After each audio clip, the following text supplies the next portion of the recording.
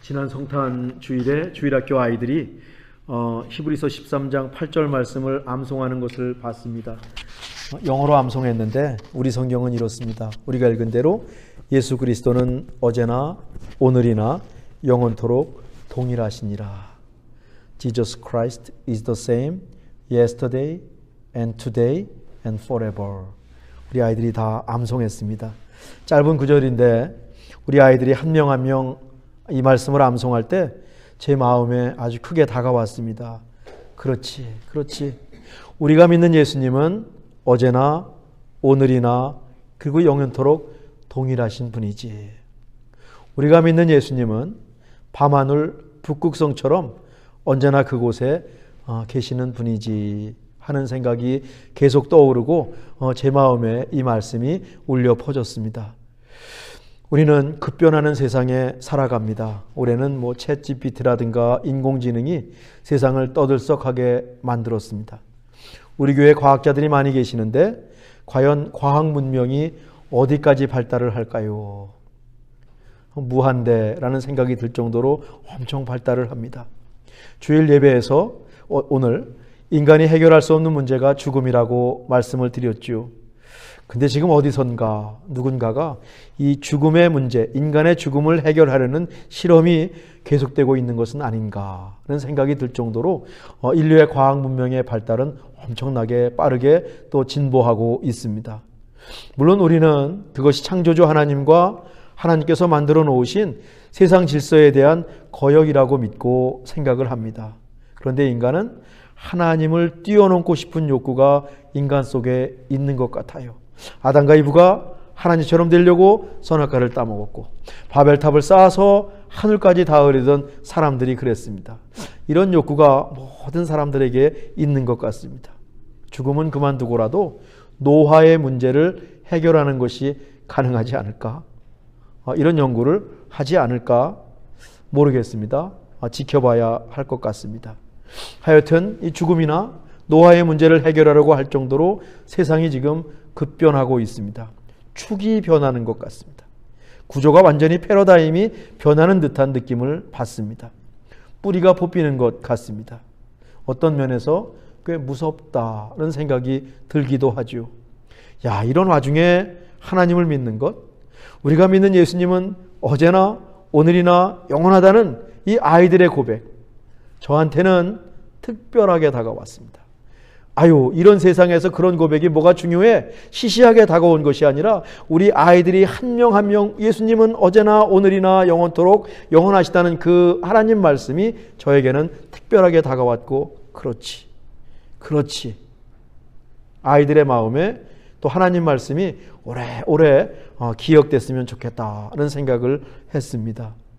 우리는 2023년 12월 31일인 오늘 주일 예배로 모였고 또 송구영신 예배로 모였습니다. 그런데 여러분 아십니까? 올해는 1월 1일이 주일이었습니다. 이렇게 1월 1일이 주일이고 12월 31일이 주일인 경우가 흔치 않거든요.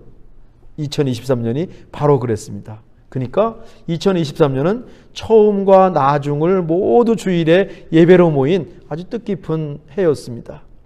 성경은 하나님을 알파와 오메가로 소개합니다. 요한계시록에 3번 등장하는데 22장 13절 말씀을 제가 함께 읽으시죠. 나는 알파와 오메가요, 처음과 마지막이요, 시작과 마침이라. 우리가 새해 첫날 하나님을 예배했습니다. 그리고 2023년 365일을 지냈습니다. 꿋꿋하게 한 해를 살았습니다. 그리고 이렇게 올해 마지막 날 주일 예배로 그리고 송구영신 예배로 모였습니다. 처음과 끝이 되시는 하나님을 실감하고 있습니다. 한 해를 돌아보니까 또 처음과 끝이 되시는 하나님께 감사할 일도 꽤 있습니다. 이제 우린 이렇게 곧 2024년 새해를 시작합니다. 희망찬 새해입니다. 동시에 우리 마음 한켠에 불안도 있고 두려움도 갖고 시작할 수밖에 없는 그런 아무도 가보지 않은 전인미답의 새해입니다. 늘 그랬죠. 아무도 가지 않은 길을 저희는 걸었습니다. 또 걸었습니다. 우리에게는 처음과 나중이신 하나님이 계시기 때문에 처음과 나중이신 하나님과 더불어 하나님을 믿고 걷는 2020년 새해의 여정입니다. 또 그래서 안심이 됩니다. 이게 우리 믿는 사람들이 갖고 있는 특권일 것입니다. 때때로 이런 생각이 듭니다. 하나님을 믿지 않는 사람들은 어떻게 살까? 전 그런 생각 많이 해요. 아니, 내가 하나님을 믿지 않았다면 60년 이상을 어떻게 살았을까? 글쎄요. 하나님 없이 내 힘으로 살려면 굉장히 강해야 될 것 같습니다. 보통 강심장이 아니면 내 인생은 나의 것이라고 말하고 스스로 인생을 개척하는 것이 전 결코 쉬워 보이지가 않습니다. 분명히 하나님이 아닌 다른 것을 붙들고 살 가능성이 굉장히 큽니다. 내 인생은 내 것이고 내가 산다고 하지만 분명히 파고들면 하나님이 아닌 다른 것을 붙잡고 살 가능성이 굉장히 많습니다. 사람을 의지하거나 재물이라든가 세상에서 얻은 지위를 의지할 수도 있고 또 다른 종교를 의지할 수도 있겠습니다. 아니면 쓸데없는 것을 붙잡고 있을 수도 있겠습니다. 성경에 의하면 인간은 홀로 서기가 불가능해요. 하나님께서 우리를 하나님의 형상으로 하나님의 동역자로 만드셨다.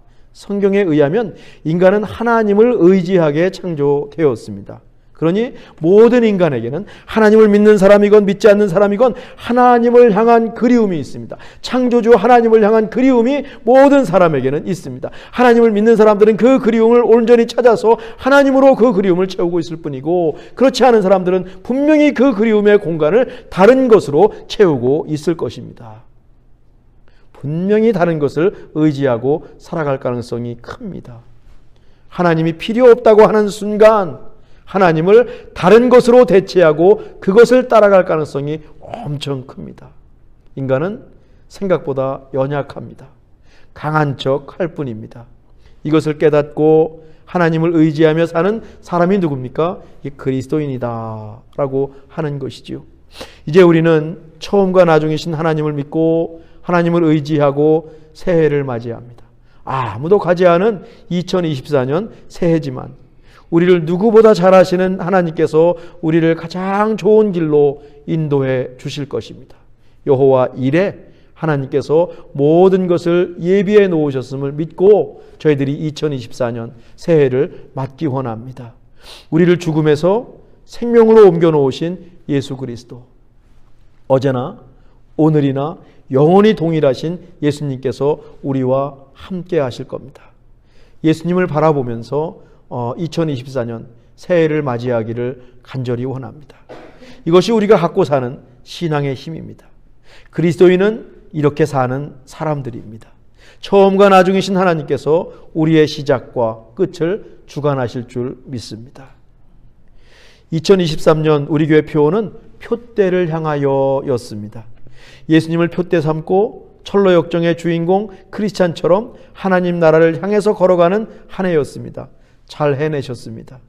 오늘 이렇게 송구영신 예배로 모일 수 있다는 것 자체가 우리 모두가 잘 살았다라고 하는 표시지요.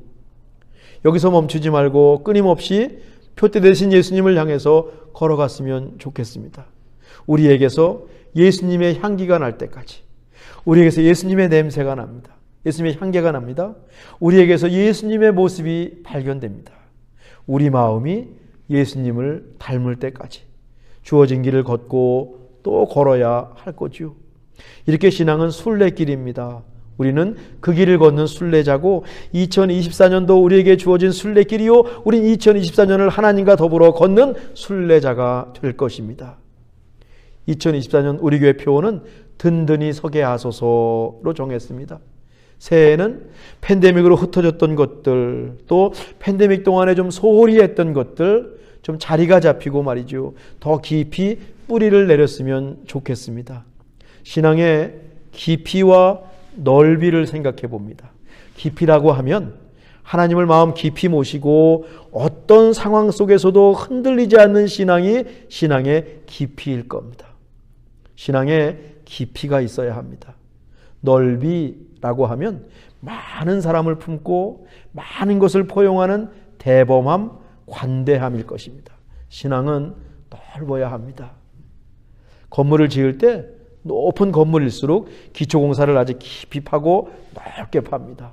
그게 든든히 그 건물이 올라갈 수 있습니다. 신앙도 마찬가지로 터가 굳어져야 합니다. 넓고 깊게 터를 잡아야 하죠.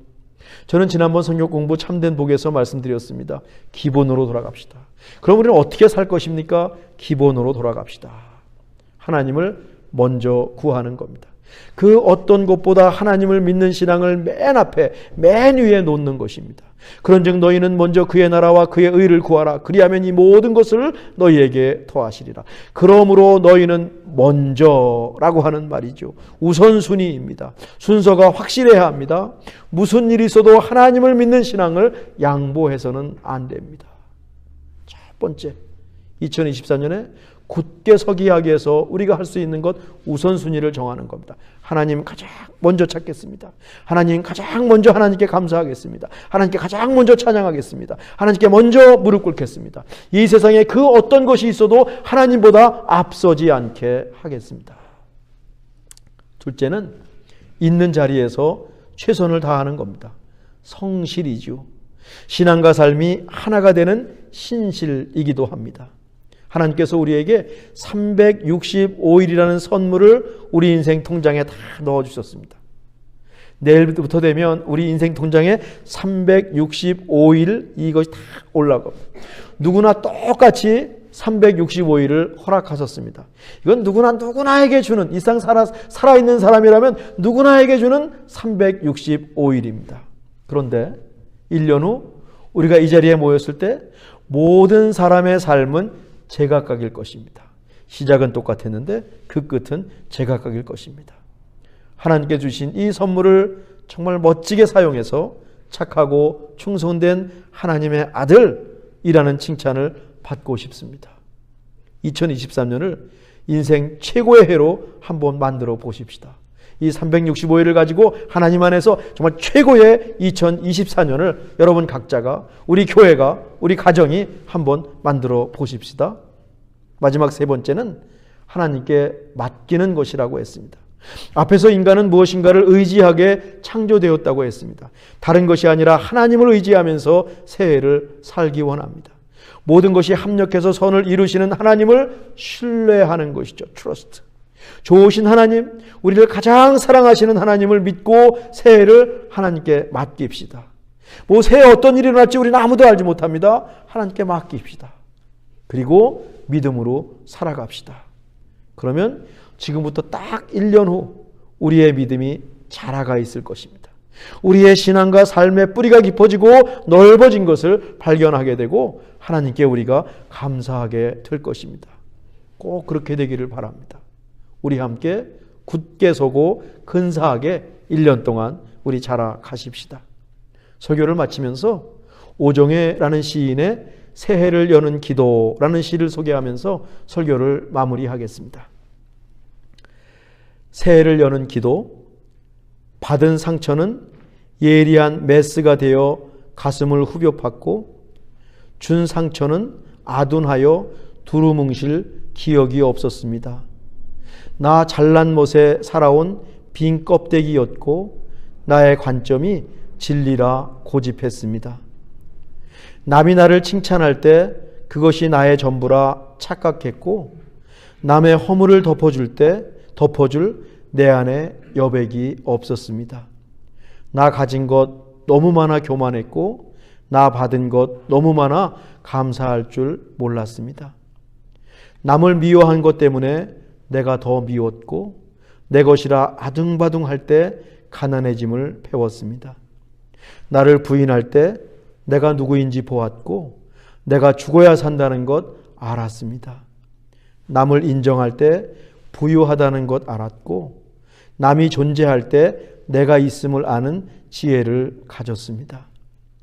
남이 아파할 때 어미의 가슴으로 눈물 품게 하시고, 남이 쓰러질 때 일으켜 세우는 아비의 굳센 팔뚝 되게 하소서. 미움, 시기, 질투에서 까마득히 도망치게 하시고, 서로 모자란 것 채우고 느슨한 바보 되어 구겨진 세상 피게 하소서. 기도하겠습니다. 하나님, 새해에는 누군가 아파할 때 어머니의 가슴으로 그 눈물을 품게 하시고, 누군가 힘들어할 때 아버지의 굳센 팔로 일으켜 세우게 해 주옵소서. 미움, 시기, 질투에서 멀리 도망치게 하시고 서로 모자란 것을 채우면서 험한 세상을 함께 걷게 하옵소서. 하나님을 먼저 생각하고 주어진 삶에 최선을 다하며 처음과 나중이 되신 하나님께 한 해를 맡기게 하옵소서. 어제나 오늘이나 영원토록 동일하신 예수님의 이름으로 기도드립니다. 아멘.